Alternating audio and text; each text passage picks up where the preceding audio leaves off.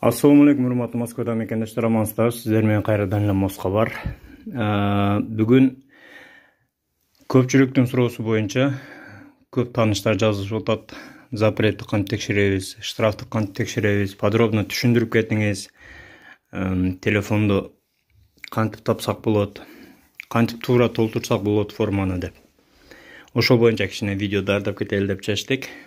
Колдон келсе тааныштар менен бөлүшүп коюңуздар, себеби билбегендер көп экен. Запретти биринчи браузерди ачабыз. Яндекс, мен иштеткен Яндекс, Google'да деле боло берет. ФСПП деп жазсаңыздар, мына Федеральная служба судебных приставов деп чыгат. Ушул сайт. Киребиз. Киргенден соң мына узнай о своих долгах. Найтыны басабыз. Найтыны баскандан кийин мына подробно форма чыгат. Көпчүлүк юридические лица деп издеп атат экен да, туура эмес. Биринчи физлицо болот, мына биринчи турган. Поиск физических лиц.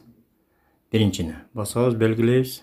Андан соң мына регионду койгондо дагы туугандар все регионду койгула. Себеби кээ бирлер Москва деп коет, башка областта жүрүп кетсеңиздер деле ошол башка шаарларда деле штраф болуп калышы мүмкүн. Айрыкча жолдо жүргөн такси, машина айдап жүргөндөрдө ошондой учурлар кездешет.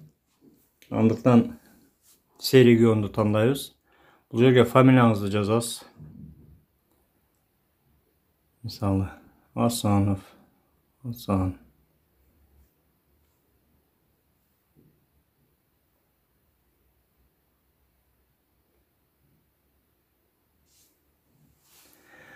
Жазгандан кийин, эгерде отчество жок болсо, толтурсаңыз деле болот.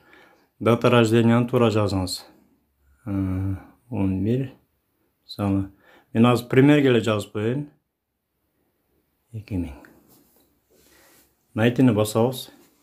Андан соң эң маанилүү учур, ушул тамгалар туура теришиңиз керек. Мына жерде келгенде ушул жерди туура тергенде кээ бирлер туура эмес терип, дальше кетпей атыптыр да. Ушул тамгаларды туура териңиз. Бул жерде өзгөрүп турат кээде мына.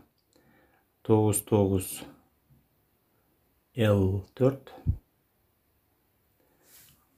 Отправить.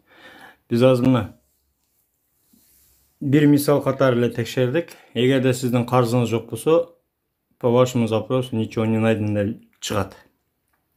Негизи. А эгерде карызыңыз болсо, ушул жерде список менен чыгат. Каерде, канча карыз болгон, кайсы судебный пристав, кайсы областка караштуу, кайсы шаарга караштуу, канча карызыңыз бар, ошонун баары чыгат. Ушул жерде список болуп. Андан кийин аны төлөйбүз, кантип төлөйбүз деген суроолор да болуп атат. Буюрса ал суроого дагы эртең жооп тапкан аракет кылабыз, видеосун тартып жөнөтөбүз. Андыктан туугандар, тааныштар менен бөлүшүп коюңуздар, себеби бул маалыматты көбү телефондо эле текшерип алса болот. Өзүңүздөргө сак болуңуздар, документке так болуңуздар, аман болуңуздар туугандар.